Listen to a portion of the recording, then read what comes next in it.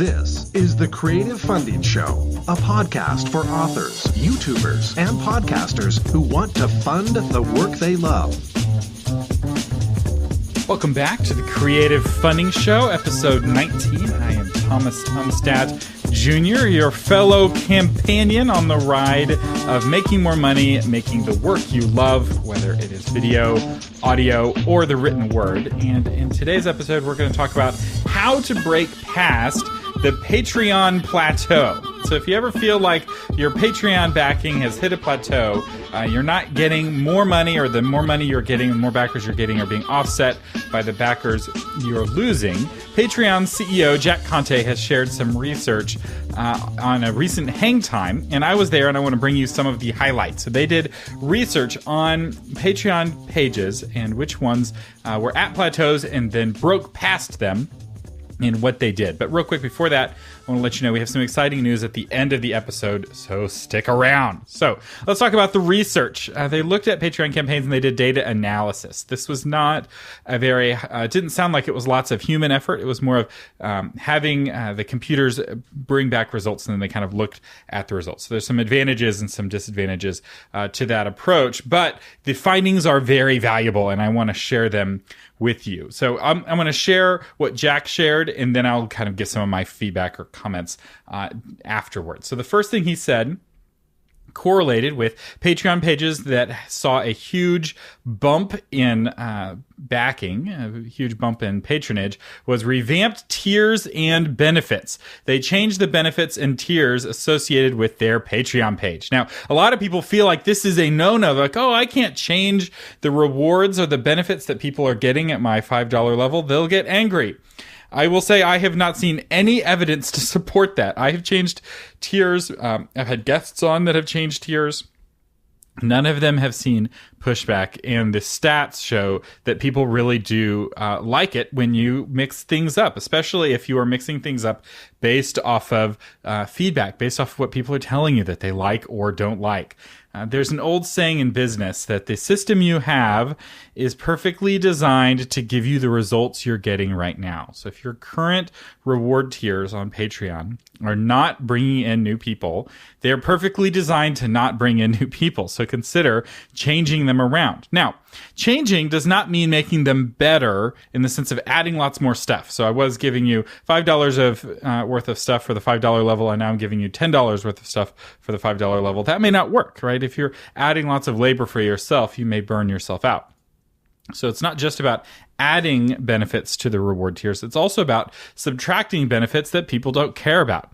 There's a benefit on the Novel Marketing Patreon page that no one cares about. It's the access to the monthly, free monthly resource that we use. It's really great at building an email list, but our patrons don't care about it. We probably are going to be taking it off of our rewards soon because no one's noticing whether it's showing up or not. That's not why they're backing us. So some of my thoughts: get rid of benefits that don't work, add new benefits that do work, and try to track as much as possible so that your rewards are resonating with your audience. Remember, one of the big reasons people back is just to support you. They don't care about the rewards, but for the people who do care about the rewards, that's all they care about.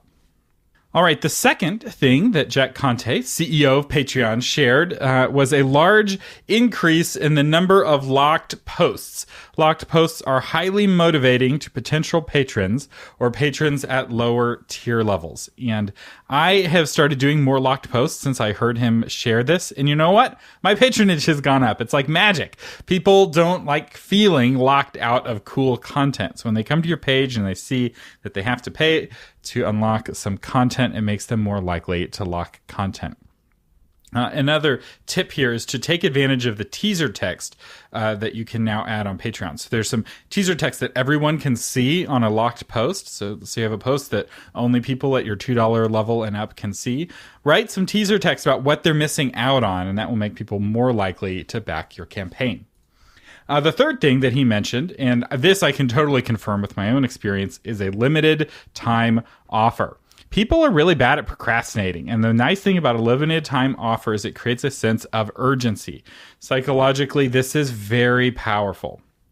Now, to be authentic as a creator, which I think is really important, you don't want to make this too gimmicky. So, like, coming up with limited time offers that are a gimmick, I think might backfire or may not be as effective.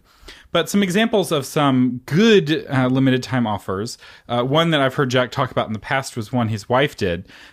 She is a musician. I've followed their band Pamplemousse for a long time. And I think she was doing a solo album, and everyone who became a patron before the end of the month got their name added to the album book that comes in the CDs. I know you kids don't know this, but back in the day, we used to buy CDs, which are these plastic discs, and they would come with little books, and you could put the lyrics and other things that you would Google now. But anyways, people still buy CDs. They still buy albums, and her patrons really wanted to be featured, have their name in the album. And this was a non-gimmicky, limited time offer because the CDs were going to go to press. They were going to get printed. We have to have your name by a certain date before we go to press and get all the CDs made. And it created a great sense of urgency.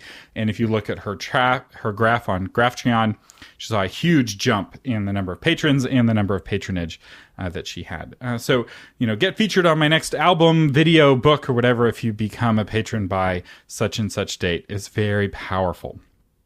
Also, if you're doing it for video, let's say you come out with a monthly video on the 15th of the month, you can kind of work that in. And if you want to be featured, you have to be added to the month. But I think a better limited time offer is something that's rare, something that's more rare than once a month. We actually did this with the Novel Marketing Podcast Patreon page in a different way. We had a limited time deal. I think in the last episode, I shared the book launch blueprint, how we created an info product, and how that course is something that everyone is going through together, which means registration has to end at a certain date so that we can all start on day 1 together and day 2 and so on.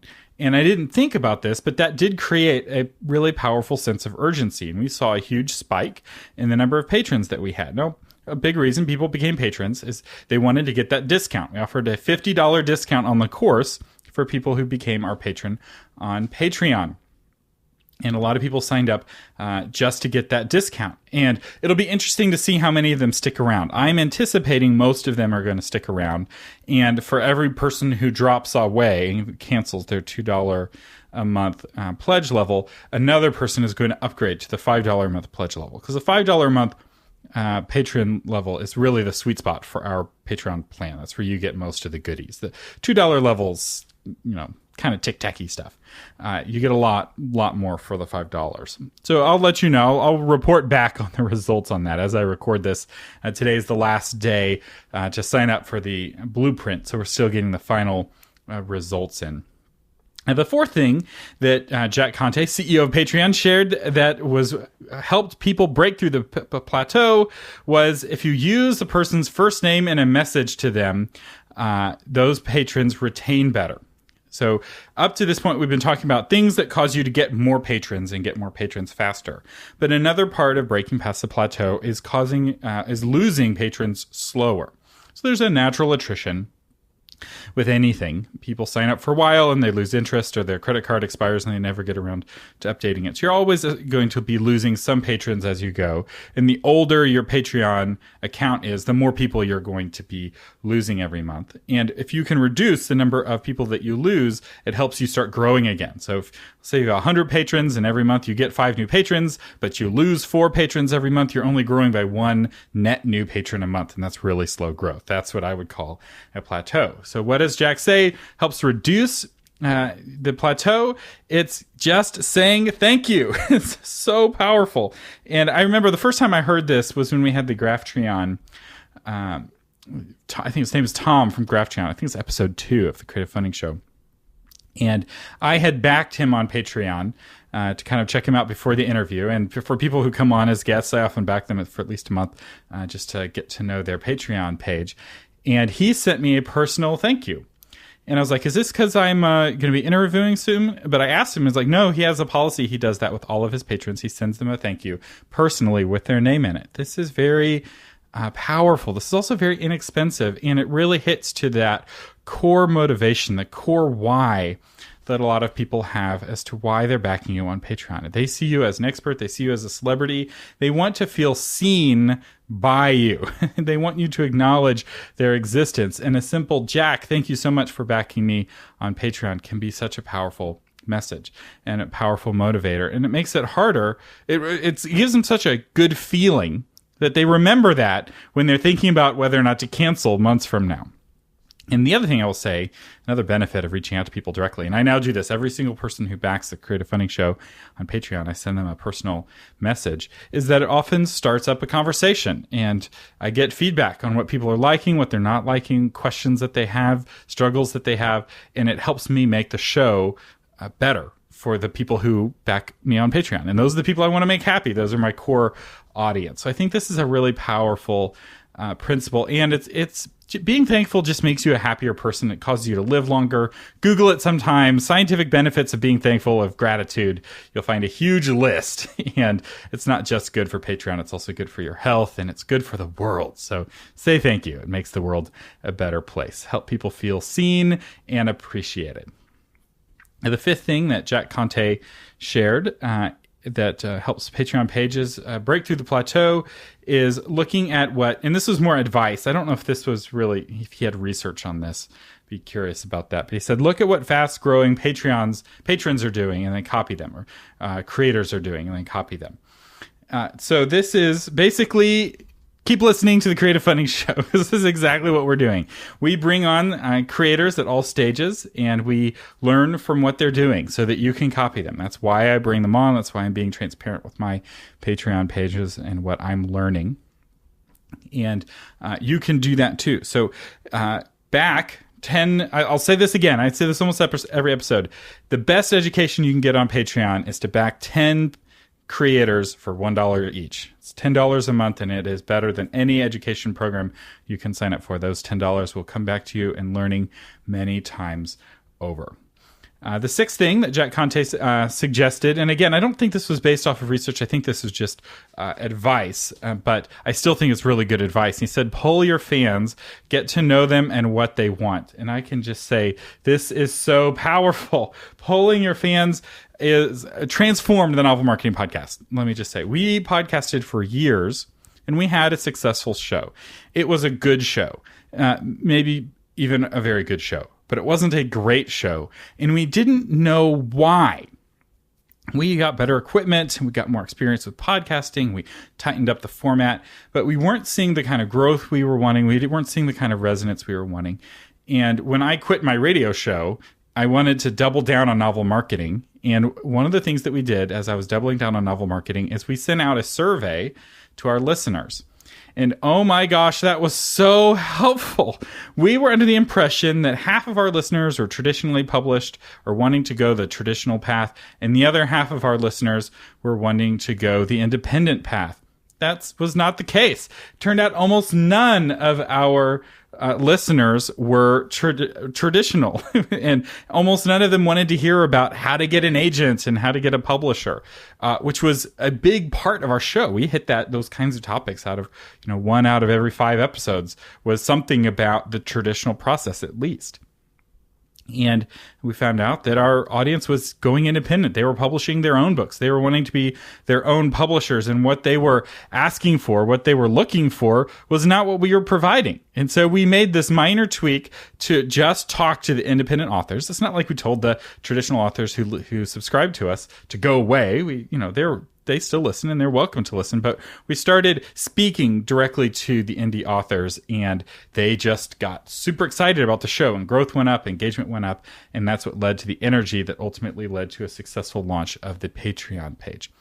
And we wouldn't have been able to do that if we hadn't have surveyed our listeners. Now, another thing to ask with your listeners as you're surveying them is what, especially if you have an educational podcast or an educational YouTube, is what annoys them. What are their pain points? And the Novel Marketing Drip Sequence, one of our emails, is all about pet peeves. We want people to basically whine and tell us what is annoying them, because oftentimes people don't know what they want. Henry Ford had a great quote. He said, if I'd have asked people what they wanted, they'd have said they wanted a faster horse and buggy, or a faster horse. And so people don't often know what they want, but they know what their pain is. And if you, as the innovator, you as the creator, can create a solution to that pain, that's where what you're making really can find resonance with your audience. And so we get those emails from people from time to time, their pet peeves about book marketing. It's often the same things over and over again, but it's good to kind of keep us in the loop and help us know what to adapt and what to create for our audience. All right, the seventh thing I want to talk about, and this isn't something Jack brought up, but it's what they didn't see in the research, partly because the way they were doing their research isn't going to bring this up. But I think in any discussion on how to break through the plateau really deserves this to be brought up. And that is what correlates with changes in your levels and lots of locked posts and limited time offers, a big promotion, a pledge drive. The number one way, if somebody came to me and said, how do I break past my Patreon plateau? I would say you've got to have a pledge drive, a limited time promotional push that's all about getting people to become your patron. And you combine these things, lots of limited time offers, some urgency, some scarcity, and rework the rewards so that it gives you an excuse to talk about your Patreon page again. This is another great advantage, going back to the first one of reworking the rewards. You change the rewards. It's your responsibility to let your audience know, hey, I was giving you, these rewards, and I'm giving you these different rewards. You got to tell them. It's only fair. If they're finding out that they're not getting the thing that they're wanting at the end of the month when they're getting charged, that's not a good way to handle it. And reminding everyone about what the rewards are and letting them know about the change is a perfect excuse to bring it up in your videos or your emails or your podcasts or whatever it is that you are creating. And so it helps lead into a pledge drive very naturally, very organically. So hold a pledge drive to a promotional push. And in a sense, it's what Jack Conte's wife did with her album. And I'm sorry, I'm forgetting her name right now, but the name of the band is Pomplamoose. And, she, her push to, end of the month is your last chance to get in my album. She treated like a pledge drive, and she had, tweets that she did every day and images that she did every day. And she really did a promotional push for her Patreon, and the fervor of her talking about her Patreon died down dramatically when she was done. It's much more effective if you're trying to get backing on your Patreon to focus your energy of 3 months worth of energy in 1 month and be quiet the other 2 months than it is to have the same level for 3 months at a time. And even, take all of the energy that you would have spent for a whole year and focus it in just 1 month of the year. That's how public radio is funded. That's how a lot of nonprofits are funded. And there's a reason they do that.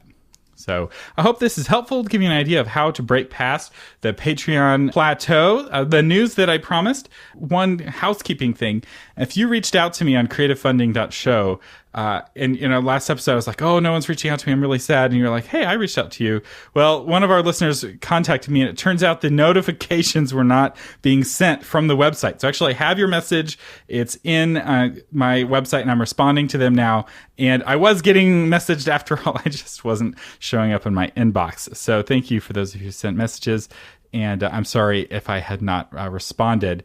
And feel free to suggest a guest or suggest yourself as a guest in our suggested guest form. That also was not notifying me correctly. So lesson learned, double, triple check forms when you create them. Another piece of news I'm very excited about is that we now have a YouTube channel. There is a service that I've fallen in love with called repurpose.io, and I'll have an affiliate link in the show notes. And they take your MP3s from your RSS feed and automatically turn them into YouTube videos. So once it's set up, you leave it and forget it. And I'm paying $20 a month, and I'm so happy. It is so worth the $20 a month for my 3 podcasts to all become YouTube videos. Because I realize not everyone listens to podcasts. Not everyone knows what a podcast is, but everyone knows what a YouTube video is. So it opens up the potential market and the potential audience considerably. And they're pretty good looking. It's not my face. It is a little box with the album art, and it's got some waveform little animation for what the sound sounds like. You'll go to creativefundingshow.com, and I'll embed the video from this episode in the show notes. So if you click the link in the show notes, it'll take you there. And on creativefunding.show, we have links to our YouTube channel. You can see examples of what this looks like. I am a super happy user of repurpose.io. It is one of those services that I'm like, where have you been all my life? I've been looking at several of their competitors, and all of them required me to manually upload the MP3, which was just too much hassle. So I have 3 different podcasts. One of them is multiple times a week, and that's just more than I can handle. I'm already overwhelmed. But this is automatic, and I'm super happy with it. So check out our YouTube channel. Repurpose.io is the service that we're using to make those videos. And if you use my affiliate link, I'd really appreciate it, because it helps me fund the Creative Funding Show. And then finally, if you would like me to review your Patreon page or Kickstarter page live on the show, you don't have to come on live. This is something I want to experiment. You just send me your Kickstarter page or your Patreon page, and I will say what you're doing well and give you some ways that you can improve, and everyone can go and look at your page and hear my feedback, and we can all learn together. So if that is something that's interesting to you, if you're willing to be a guinea pig, you'll get some free promotion out of it, and you'll get some feedback on how to make your page better. But everyone will also hear the criticisms. You have to be okay with that. But if that sounds interesting to you, do drop me a line in the Ask a Question form on creativefunding.show, which should now work. Anyway, thank you all so much for listening. I'm Thomas Umstattd Jr., and you have been listening to the Creative Funding Show.